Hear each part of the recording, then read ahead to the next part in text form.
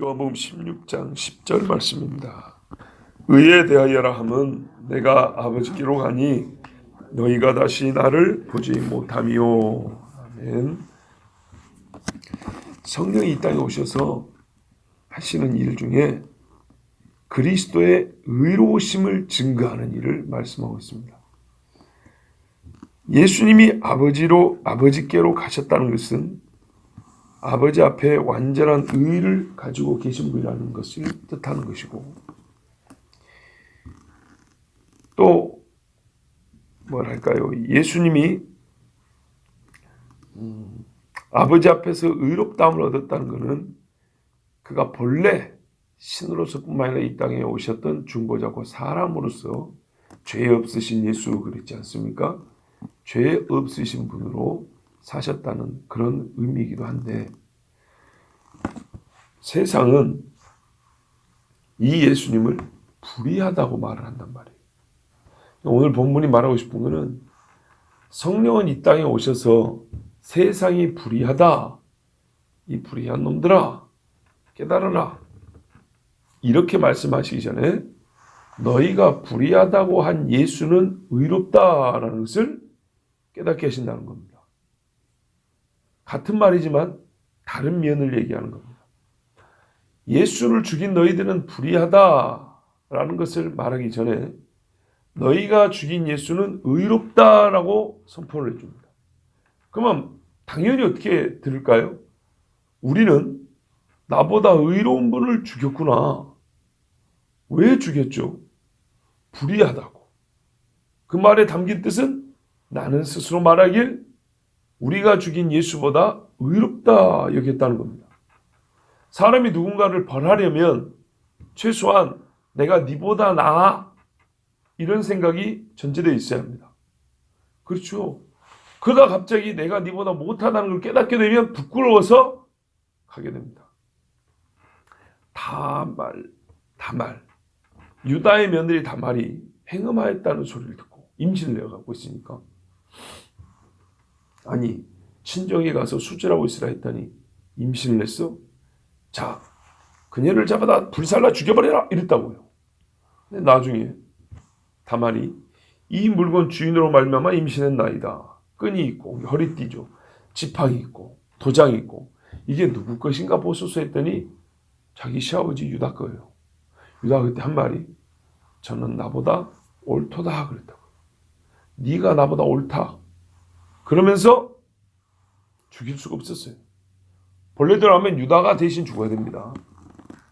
자기가 남을 정죄한 그대로 자기가 받아야 되는데, 유다는 그때 이후로 회개하고 아버지 야곱 집으로 돌아오고 나중에는 베냐민을 위하여 자기 목숨을 내놓지요. 그래서 유다가 넷째 아들인데도 불구하고 중보자 곧 메시아의 집으로 선택이 된 겁니다. 하나님께서 그를 정하셨지만 정하셨다는 것이 현실화될 때는 아무런 사람들 눈에 보기에 근거 없이 되지 않습니다. 하나님 속에 있는 것이 모천하 만민에게 객관적 의를 입증할 수 있는 그런 방법을 통해서 하나님이 일을 행하신단 말이죠. 하나님이 우리를 사랑하시면 속으로 사랑하고 그냥 전부 다 알든 모르든 다 구원하면 되지.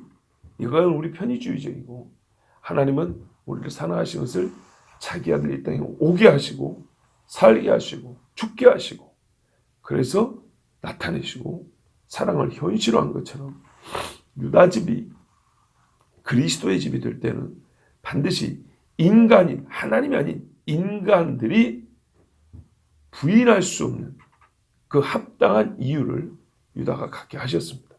그것이 바로 나보다 옳다라는 고백 이후에 동생 베냐민, 똑같은 라헬 배에서 낳는데 요셉의 친동생이죠.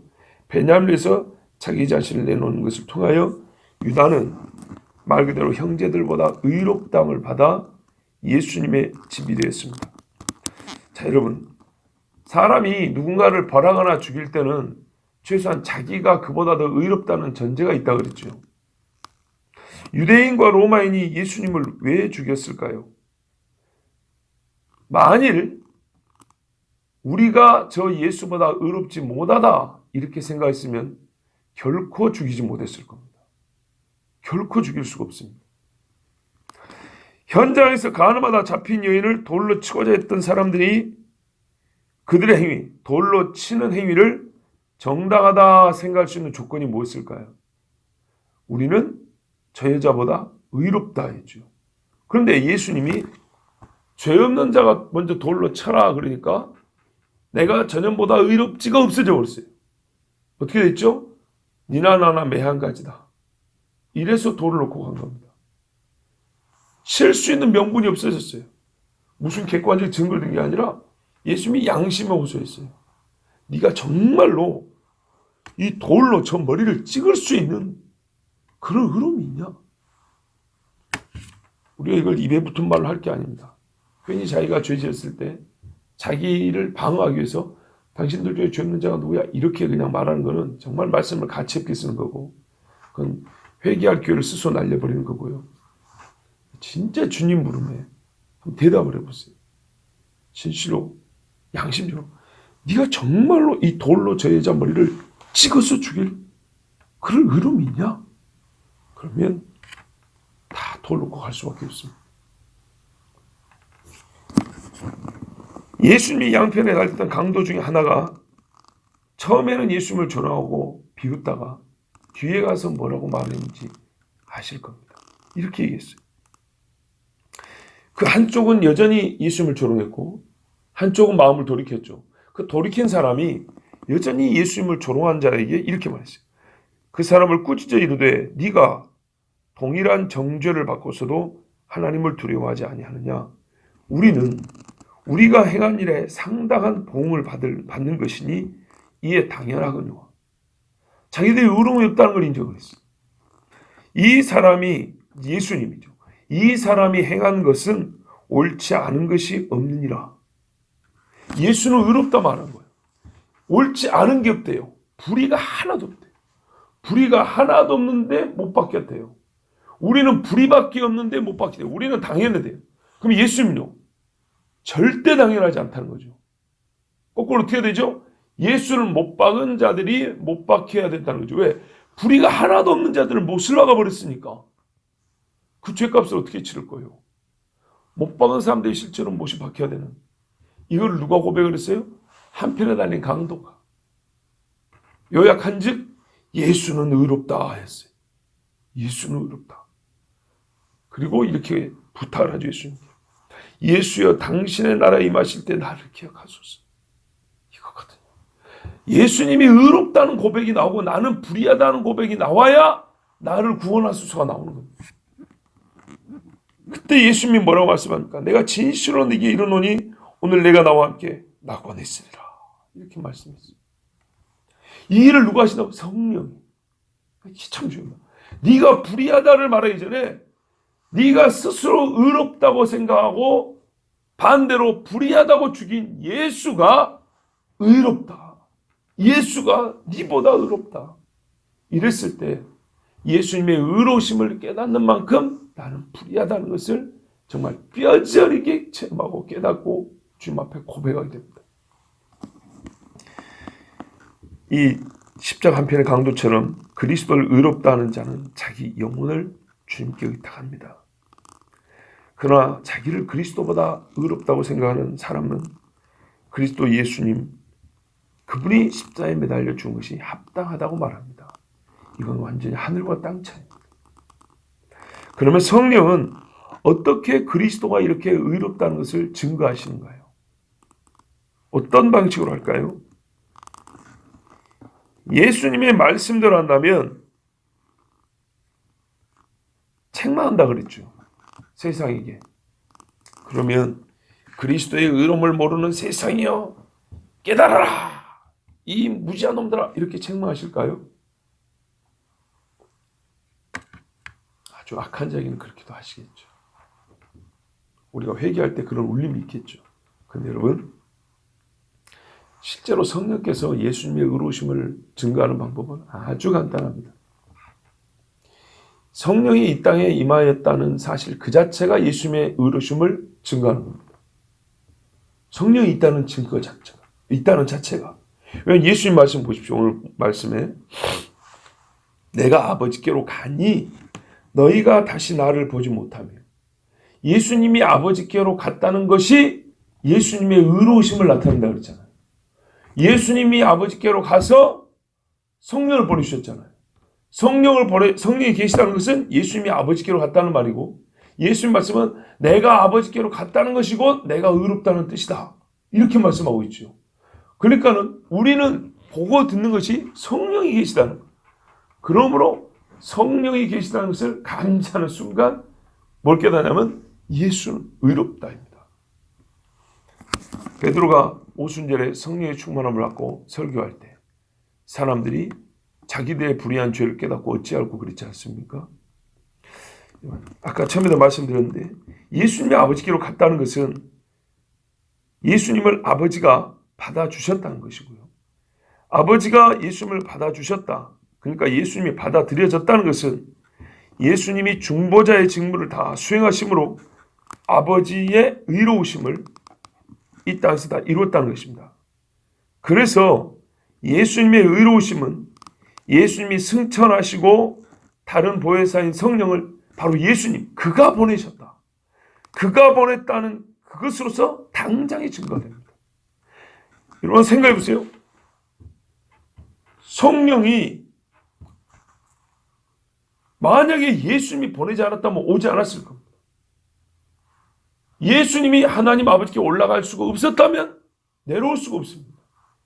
예수님이 의롭지 않다면 절대로 아버지께 받아들일 수가 없습니다.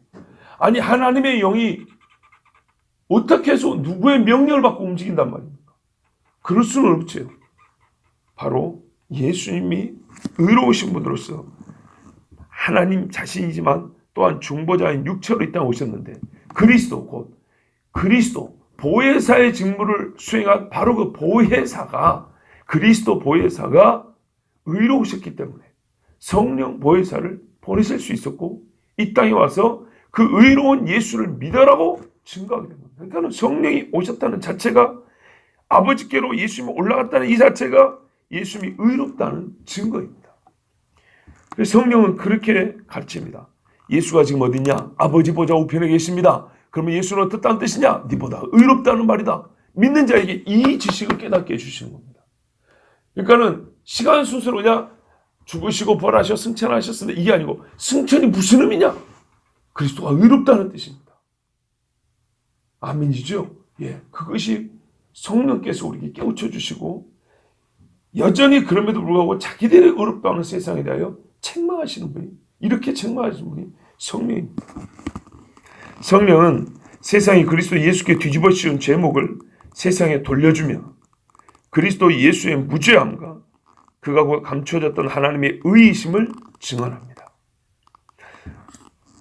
만일 그리스도께서 자기 죄로 말미암아 죽은 자였다면, 또는 부족한 중보자였다면, 성령께서는 그리스도가 하신 속죄 사역을 근거로 사람들을 중생에 이르도록 할 수가 없습니다. 그 속죄 사역이 하나님의 의에 합당할 만큼 완전하지 않았다면 성령은 아무 근거도 없이 우리를 중생시킬 수 없습니다. 속죄 피가 있어야 되는 겁니다. 예수님이 하신 일이 의롭지 못했다면 예수를 믿으라 하고 회개시킬 수는 없습니다.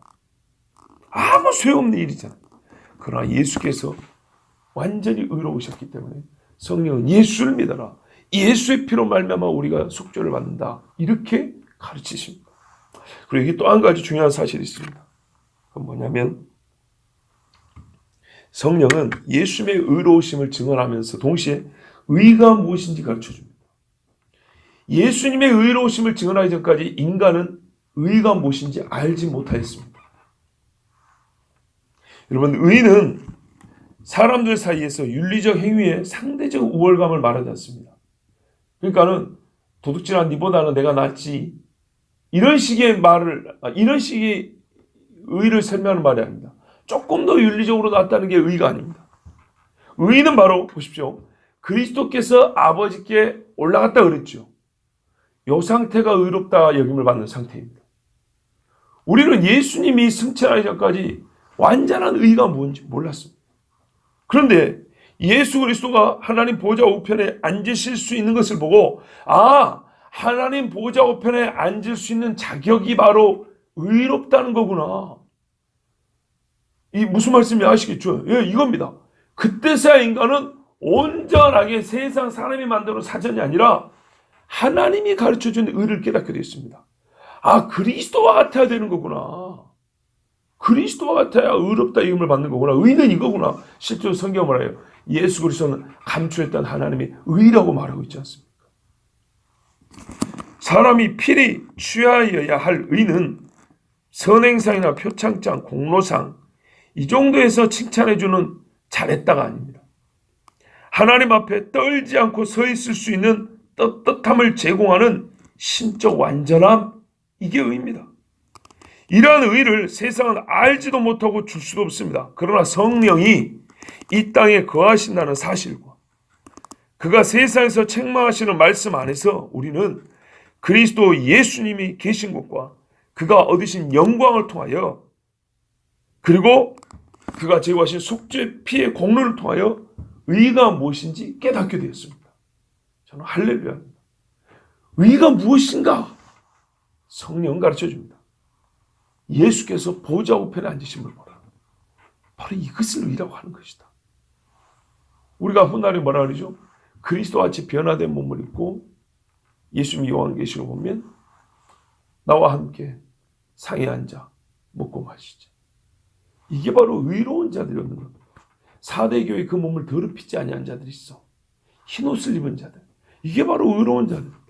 주님이 아버지 앞에 서듯이 주님 앞에 그렇게 서서 같이 먹고 신랑 되신 예수님의 손을 잡을 수 있는 이 하나님이 정하신 완전함. 너는 내 앞에서 완전하라. 그렇죠? 아브라함에게. 이게 의입니다. 의. 근데 그게 사람에서 날 수 있습니까? 절대 못 나죠. 그래서 하나님께서 예수를 통하여 이 의를 우리에게 주셨습니다. 다른 거 없어요. 믿으면 그렇습니다. 믿음이란 근거가 있어야죠. 곧 하나님이 계신 것과 그가 우리를 위하여 속죄의 피를 흘려주셨으면 대속하셨음을 믿으라는 것. 그 내용이 있는 그 믿음을 가지면 그리스도의 요 의를 너에게 주겠다는 거예요. 이걸 누가 가르쳐줘요? 성령이. 보세요. 그리스도의 의를 가르쳐주지 않으면 어떻게 그분의 의를 덧입을 수 있다고 생각할 수 있겠습니까? 불가능하겠죠. 그래서 성령은 이 땅에서 증언하시되 그리스도가 의롭다 하는 걸 가르쳐 주신데 어떻게 가르쳐주냐면 그리스도가 어디 계신지를 보라. 이제 그리스도가 의로운지 알겠느냐? 예. 그러면 그 의로운 분이 너를 위하여 죽으셨다. 그거를 믿으면 바로 그 의를 너에게 준단다. 아멘. 요렇게 해서 우리로 하여금 똑같이 하나님 앞에 두려움 없이 담대하게 기쁨으로 설 수 있게 합니다. 이 일을 성령이 하십니다. 성령은요, 의에 대하여 세상을 책망하십니다. 의가 무엇일까요? 의에 대하여라 함은 내가 아버지께로 가니 너희가 다시 나를 보지 못하며. 아멘. 여기에 답이 있습니다. 기도하겠습니다. 하나님 아버지 감사합니다. 정말 우리는 예수를 즐기고서도